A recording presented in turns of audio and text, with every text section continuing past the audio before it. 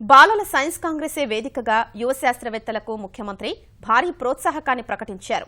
రాష్ట్రం నుంచి నోబెల్ పురస్కారానికి ఎంపికైన వారికి 100 కోట్లు ఇస్తామని చెప్పారు. విద్యార్థులంతా ఉత్సాహంతో పరిశోధనల్లో రాణించాలని పిలుపునిచ్చారు. I am announcing one prize.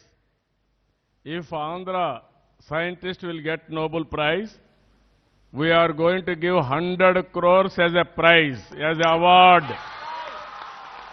100 crores. How to get it? Curiosity you have to develop now.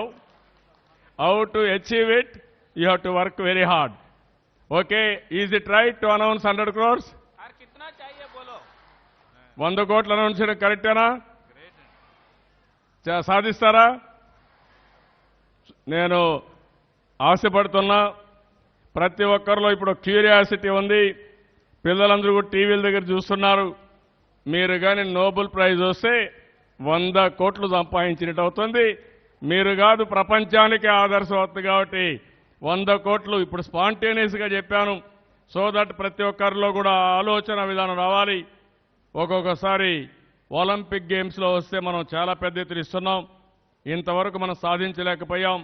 అందుకే 100 కోట్ల రూపాయలు నోబెల్ ప్రైజ్ అవార్డు వస్తే వాళ్ళకి ఇవ్వాలని చెప్పుకుంటే నిర్ణయం చేశాం. మీ పిల్లలను చూస్తూ ఉంటే చాలా సంతోషం. మీరు కంపీట్ చేయాలి. ఎవరు ఫస్ట్ నోబెల్ ప్రైజ్ విన్నర్ అవుతారో వారికి 100 కోట్లు. Thank you.